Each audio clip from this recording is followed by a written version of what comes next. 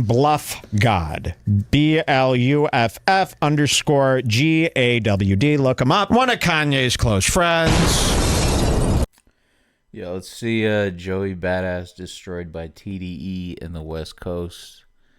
And then you do sample requests? Yeah, I do. Send me the request. I'll download it and probably do it on the next stream. Because probably do this video and I'm going to call it a night. Before we get into this video, I just want to send out my thoughts and prayers to anyone affected by these horrible LA wildfires. I'm going to be sharing a link in the description to DJ Head's Instagram profile. I noticed that he's got some amazing resources on his page for anyone affected within LA, moving companies, transportation services, clothing. If you guys have any donation links, any way that people on the outside can show their support, drop a comment on this video and I'll be pinning a bunch of the links that you guys post in the comments. My support, thoughts, and prayers are with you guys out in LA, and let's pray that it only gets better from here. And big thank you to the heroes, the LA Fire Department, risking their lives, doing some of the most dangerous, courageous, heroic work on earth. Pray for anyone who's involved in this tragedy, and big praise to anyone helping out within LA. Now, the West Coast is unifying in ways we've never seen before. Now, just to catch you guys up to speed, on the first day of 2025, Joey Badass dropped a bomb on the game with his track, The Ruler's Back, a song that takes on the same name as the Jay-Z song that came right before his Nas diss, Takeover, on the track list of his album The Blueprint. So just to give you guys a little glimpse into the type of timing that Joey was on right at the start of the new year, he was out for blood, okay? And he didn't just take the title from a Jay-Z record, he also interpolated a Jay-Z bar from the record 22 Twos, where Jay-Z rapped too much West Coast D-licking. Jay spit this bar back in 1996 when the West... Yeah, but people keep forgetting to mention the line right after, you know what I mean? Too many guys doing their best Jay-Z rendition. He's kind of dissed Joey Badass preemptively. You know what I mean? Coast was running hip-hop. Everyone... Because why are you doing a Jay-Z rendition, bro? What are you doing? From Dr. Dre, Ice Cube, of course, Tupac, Snoop Dogg. Jay-Z wanted some of that buzz for himself. And in 2025... almost 20 years later, Joey Badass was on the same type of energy, same type of time, but this time it was in response to the love and unification, if that's a word, that Kendrick brought to the West Coast after... Is unification a word, guys? his legendary W to Drake in their rap battle. Kendrick has done nothing but put on for his city, featuring a bunch of underground West Coast artists on his album GNX, basically organizing a whole show in devotion to LA talent. The Christmas parade, the pop-out show, there's been a lot of West Coast love, and Joey was tired of it, so he also came on this track saying too much West Coast D-licking, while simultaneously declaring himself the King of New York, a title that Kendrick Lamar tried to take back in 2013 on his Control verse. Now, no, he didn't, dude. No, he didn't. What did he say? People are taking these lines like out of context. You know what I mean? Because he said, what was the line before that? Something about the offspring of Machiavelli. I'm the king of New York.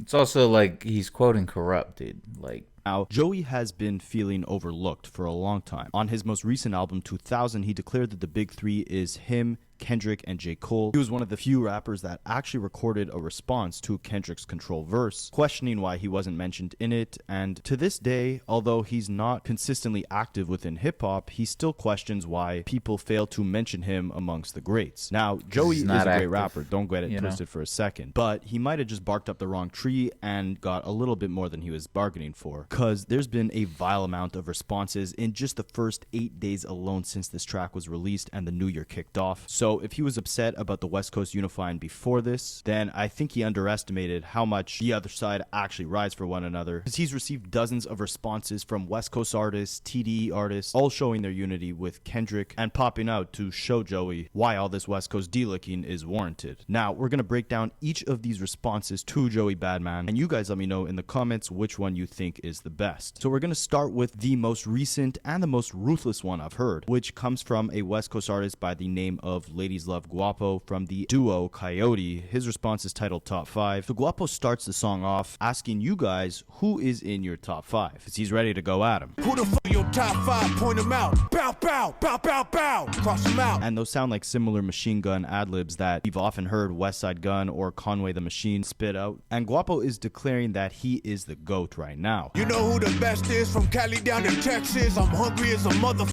Better tuck your necklace. Guapo declares that Nice. this record is revenge, but not necessarily a diss. Now it's revenge of the spit. I'm really better, that's a fact. That's not even a diss. And what I find interesting is that it's probably unrelated, but Joey Badass has a song called The Revenge, where he's talking about being overlooked, a common theme in his career, and fighting for that top position. He rapped, "Heard they was sleeping, again, say it no more. This is a rude awakening, kick in the door. Back and I'm better than ever before. Don't get it mistaken, I'm ready for war." And Guapo on this response. But like, let's be honest, bro. Like, I listened to 1999 finally, and like, it's a good like album, but it also is very like amateurish, bro. You know what I'm saying? And I'm sure the stuff after might have, you know, been more polished and better. But come on, dude. Is on that same type of time. And even though it's not a diss, if someone feels these bars are aimed at them, then so be it. If the shoe fits, wear it, you bitch. Then Guapo starts taking direct aim at Joey, referencing the title of his song, The Ruler's Back, whose title was taken from the Slick Rick the Ruler track of the same title. I heard the ruler's back, I'm like, word, but when I looked, it wasn't Slick Rick. Guapo emphasizes that the so-called ruler that's returning is not close to the same stature as a Slick Rick the Ruler, but instead, It was a subpar rapper sucking West Coast. then he calls Joey out Crazy. directly by name What in the the most fuck? ruthless way I've heard a West Coast artist refer to him as thus far. Some chick named Joey, I guess that she's a badass. Then Guapo states the chick absolute named obvious, Joey. because not even a week after Joey dropped this track, we can see that the West Coast obviously does not take kindly to being mentioned in any capacity other than in the utmost respect. This the West Coast, we ain't ducking nothing around here. Then he warns Joey of what's to come in the future if he continues poking the West Coast bear, because if Joey's upset at the West Coast dealicking in 2024, it's only going to get worse for him in 2025. If you mad now, you really gonna be pissed off all year. Guapo then emphasizes that this is just the beginning of what's to come, and if the United States is the land of the free, the West Coast is the land of the brokenhearted. Cause we just getting started, the land of the brokenhearted. And it's not just in the spirit of the city. LA will break the heart of any rapper that tries to go against it, at least according Hold on, guys. Is Rapaholics an AI channel? Am I tripping? to Guapo. LA is like a cemetery to your favorite artist. Guapo urges Joey to keep poking at him. So go ahead, keep poking on the California Grizzly. And while Joey claimed that there was too much West Coast delicking, Guapo claims that they're eating tacos while Joey is the one licking glizzies. Where I'm from, we eating tacos. It makes sense you sucking glizzy. Guapo ends his track off by letting That's a good Joey one. know that the second he throws any form of shots or disrespect at Kendrick or the West Coast in general, they're coming right back at him 10 times more aggressively. You throwing shots and coming right back at you like a frisbee. Rah. Guapo also lets him know that this is not just about Joey. Anybody could get it. LA versus everybody. And while Guapo definitely came with the most aggressive energy, delivering the most ruthless bars against Joey out of any West Coast artist that has responded to him thus far, the best response thus far, in my opinion, has come from Daylight, who's a close associate of Punch, the co-founder of Kendrick. Yeah, Daylight's response was crazy. Like, I like Daylight's music because it's like his shit is like very intricate. You know what I mean? I like listening to that kind of shit.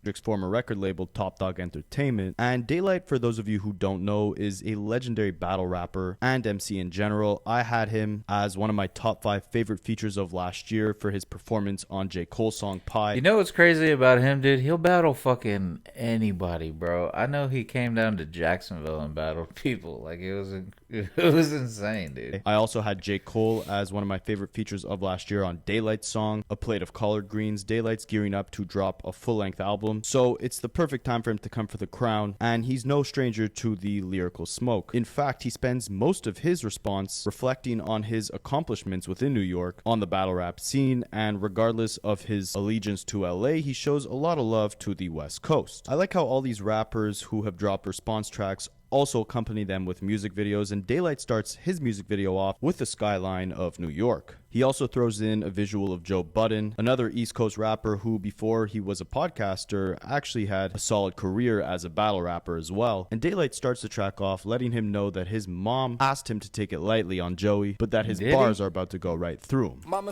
Did Joe Budden have a career as a battle rapper? Or I mean, I know he like battled in songs and shit, but I don't know how many actual battles he did, you know? Be nice to him. My demeanor going right through him. Daylight references 3 East Coast legends, Max B, Stack Bundles, and Capital Steez. Capital Steez being a childhood friend of Joey and a founder of Joey's legendary rap collective Pro Era. And Daylight references all 3 of these East Coast icons with some slick wordplay rapping. We overstacking though, Steez on my own, we came for capital. And just like Joey, who interpolated a Jay-Z bar, taking that line when Jay-Z rapped too much West Coast D-licking and flipping it to fit the narrative of 2024, Daylight also flips a Jay-Z bar where Jay rapped, "I was born in the city where the skinny guys die, born in the city where the skinny guys ride. As a skinny guy, I had beef with high size." Daylight flips that and raps, "I'm from the era where the scary guys sit back." I'm from the era where the scary niggas sit back. But he continues rapping, "But this is rap, so who's controlling me?" Possibly a reference to the Control verse from Kendrick that got Joey heated way back in 2013. And Daylight continues by... I actually never heard Joey Badass' response to that. Yeah, I don't know how interested I am in hearing it either. by showing love to the East Coast, claiming that he runs on West Coast time, but he's still out in Brooklyn doing his thing. My clock set the Western time, but I'm in Brooklyn with the best of the dimes. Then Daylight makes a bold claim in that he's not just the best in his own city, but all that talk Joey did about being the king of New York, Daylight claims he's one of the best in Joey's own city. Like shorty, I'm one of the best in the city. He backs that claim up by emphasizing that throughout his legendary run in the battle rap scene, he's left a lot of East Coast rappers out to rest, while also showing footage of his battle raps as he raps the following bars. I made a lot of niggas rest in this city. I left my mind there. And while it's a New York state of mind, Daylight claims he left his mind there, and because of his legendary run pulling rappers' cards on the East Coast, he deserves a statue on Joey's home turf. They should put a statue of me in Times Square. Daylight emphasizes the love that he has for both sides, really directing the smoke solely at Joey, not the entirety of the East Coast. And I did it for they side too. While at the beginning of this record, Daylight lets us know he's in Harlem, he's now giving us a proper glimpse into the type of vibe he's on. He's rocking the butter Tims, a New York fashion staple. He's mucking a chopped cheese, a New York culinary staple, embracing New York culture, but doing it all with an LA hat on. Chopped cheese, fresh butters, LA hat and Soho with my brother Soul. He continues detailing his legacy in the East Coast battle rap scene, emphasizing that he went there to slaughter rappers and get a bag for it. I went east to actually feast and came back with 800K in the black bag. He emphasizes that unlike Joey, who has pivoted from hip-hop to acting and modeling, or unlike Joey's peers who have constantly chased hits and mainstream success, Daylight has achieved financial freedom through his skills as a battle rapper. I bought my first mansion with a battle check. Then he comes in with the best bar, taking aim at Joey, but doing it in a very polite way as his mother requested, letting you know he's not the average Joe, possibly like Joey, but putting respect on Joey's name by actually muting it instead of flat out calling Joey average. I told you niggas I am not the average. Okay. Then he comes with, in my opinion, the best set of bars aimed at Joey, where he shouts out Harlem again for all the success he's had in the neighborhood. To my niggas out in Harlem, thanks for all that you done. But then he sends a warning shot to the guys over on the other side of the bridge to not be dumb. To the niggas over the bridge, tell them don't be dumb. Joey is from Brooklyn, which could be perceived as being on the other side of the bridge of Harlem, as you gotta cross over the water to get to Brooklyn from Harlem. And the don't be dumb has a double meaning, as he's warning Joey to not be dumb and test the West Coast, while also paying homage to Harlem rapper A$AP Rocky with his upcoming album being titled Don't Be Dumb. Daylight continues to let the East Coast know that he's got love for them, even though he's from the West Coast. That's where his allegiance is. That's where, as Joey would put it, all the D-licking is coming from. He would never go on to disrespect the West Coast. Coast. Uptown, downtown to the midtown. I love y'all. West up, but I never dub y'all. Daylight didn't just do it for the West Coast, he did it for the East as well. And I did it for they side too. But regardless of all the love that Daylight has for the East Coast, Damn, he does have to put Joey, the average Joe, in this. his place, emphasizing that while Joey might be running around saying he's the king of New York, the sentiment is not felt. And despite the immense potential and skill that Joey possesses, he had years to prove he truly was the king of New York. He had years to put on for his city the same way Kendrick did in 2024 for the West Coast. But despite all his potential, Joey failed to deliver a legacy, a collection of projects that would truly merit him the title as the king of New York. You boys had years to show you the best clip. And he emphasizes that while Joey had all this time to prove that he's the best, that title instead went to the people in Joey's freshman class, because Joey came up around the same time as the J. Coles, the Kendricks, the A$AP Rockies, Big Crits, even Drake, Wale. He dropped a classic mixtape with 1999 in the year 2012, but failed to live up to the quality of that project with future releases. So 2012, right?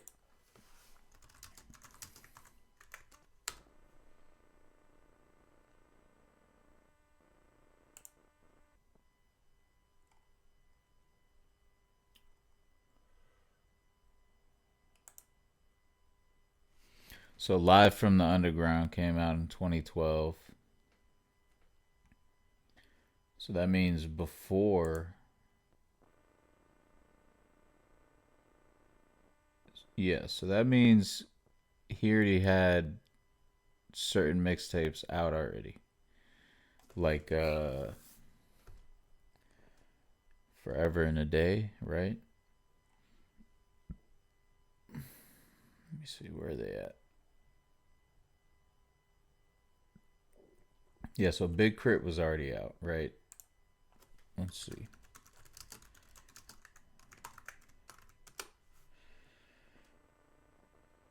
Good Kid, Mad City dropped in 2012.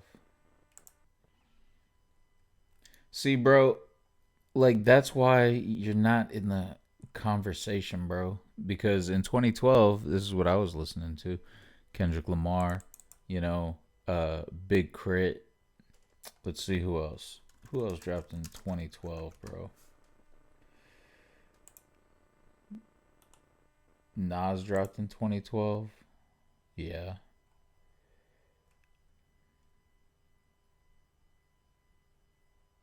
I was listening to that. Cartoons and Cereal dropped in 2012. That's just a song, but still. Mercy dropped in 2012. Rare Chandeliers dropped in 2012.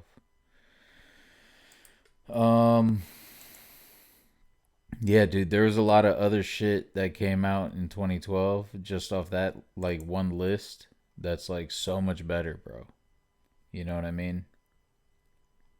It's not even funny. And Kanye won 4 Grammys. So what did he win Grammys for in 2012? So something that came out in 2011 that was like undoubtedly still popular, you know what I mean? And people still liked it. So damn, I can't. Let me look at hip hop 2012 releases. Good Kid, Mad City, Absol Control System, that's better than 1999. Channel Orange, Schoolboy Q, that's better than 1999. Babyface Killer is better than 1999. There's like 5 or 6 albums that came out that year that are better, dude. That's why you're not in the fucking conversation. You know what I mean? Action Bronson. You know what I mean? Yeah, 2012 was an awesome year. Forever in a Day. What the fuck, dude? This is what... Look, he's number 19 out of 20. And probably not even. I'm sure there's albums that we can look up that are better. Add. Awesome. Thanks. Yeah, look. Live from the Underground. That shit's better than that. 1999. You know, the Heist shitty album. Disgusting. Yeah, I don't know any of the Currency, Stoned Immaculate. I was listening to that, you know what I mean? There's a lot of good shit on there. Slaughterhouse, listening to the fuck out of that. And yeah, like the fact that 1999 is in the top 20 on this list. Taylor Alderdice was 2012, dude. Like, come on. Odd Future, the OF tape. Yeah, bro, there was so much other shit that came out that year that was so much better, dude. Like, it's not even funny. You know? So that's why, bro. That's why you're not in the conversation now. You know what I mean? That's why you weren't back then. Yeah, dude. It's very simple. Opposition. Instead, it went to the peers of his freshman class. And as Daylight raps this, he shows visuals very quickly of Drake, J. Cole, and Kendrick to let Joey know that that crown went to his peers and not him. Now it's people in your class that they consider your peers. Daylight gives us a slick double entendre, again referencing the bridge between Harlem and Brooklyn, or possibly the bridge, the gap between Joey and his peers who accomplished much bigger things like J. Cole, Drake, and Kendrick, rapping that it must be the bridge that's making these guys showboat. Showboat, aside from being a boat swimming across the river under a bridge, is also a reference to a person who tries to attract attention by conspicuous behavior. Similar to Joey 6 months after the beef ended, at the height of the new year, rapping about too much West Coast D-licking and being the king of New York, even though he hasn't released an album in years. A bold claim like that seemingly being summed up as attention-seeking behavior by Daylight. Must be the bridge that's making these niggas showboat. Daylight then lets Joey know that they're on completely different timing. While Joey is worried about accolades and attention, Daylight is not concerned with the industry gimmicks or superficial statistics like first week sales. First week sales mean nothing to the flow goat. Regardless of Daylight's presence within mainstream hip-hop, he emphasizes again that he's received immense success and riches off of pure rapping. 5 years later, 2 diamonds off pure rhyming. Daylight lets you know that he's achieved all this success without chasing trends, without making drill records, which has been the most prominent sound within New York over the last few years, whether it's Pop Smoke,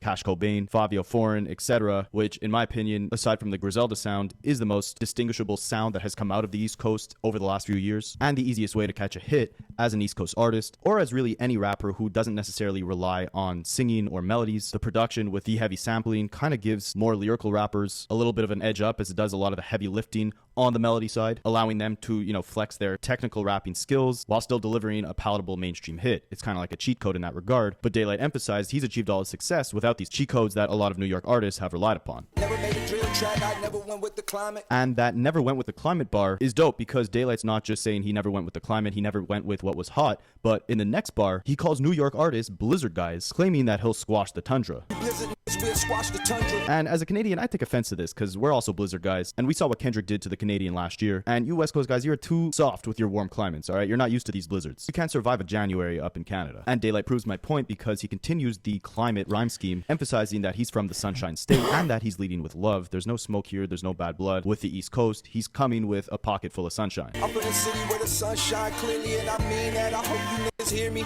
Come on, dude. This channel has got to be AI, bro. And he sends that warning shot of, I hope all you guys on the East Coast have heard me, that I'm leading with love here. I'm coming with sunshine. This is no, meet the Grams energy. But if Joey and the rest of the East Coast choose not to play fairly, then... If you don't, then it's a dearly departed off of some shit that y'all started. And Daylight continues the climate bars, emphasizing he's cool with the East Coast, just like their temperature, but the feeling's still eerie. Eerie being a double entendre, as feeling eerie is feeling uneasy or feeling that something mysterious is about to happen, but also a reference to Lake Erie, which is on the border of New York. Yeah, we cool, but the feeling's still eerie. Crazy wordplay within this record, and Daylight concludes the track off, the music video off, with the music cutting down, the visuals fading to black, and the words, "not the end," printed on the screen, letting Joey know that, again, the feeling is eerie. If something were to pop off, this is not the end. Daylight is ready to take things to Daylight's another level. been saying, and it seems like the TDE camp in general is ready to take things to...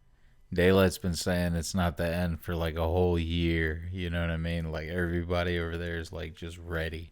That next level, because TDE's newest signee, Ray Vaughn, picked up right where Daylight left off. Drop next level, because TDE's newest signee, Ray Vaughn, camp in general is ready to take things to that next level, because TDE's newest signee... Excuse me? Yeah, we already did a review of Ray Vaughn's thing. That shit was insane. Because the only bad the world was recognizing is boozy. He then lets... Thank you. Thank you. Joey know that he should stick to shooting movies because this lyrical warfare is not what he wants. Joey, if you guys didn't know, was one of the main actors in a spin-off to 50 Cent's Power series, and because of the demanding schedule of that role, he seemingly had to take some time off from rapping. Ray, yeah, dude. Also, dude, didn't that guy like stare into the fucking sun and like almost go blind, dude? What the fuck are we talking about, bro? Enough.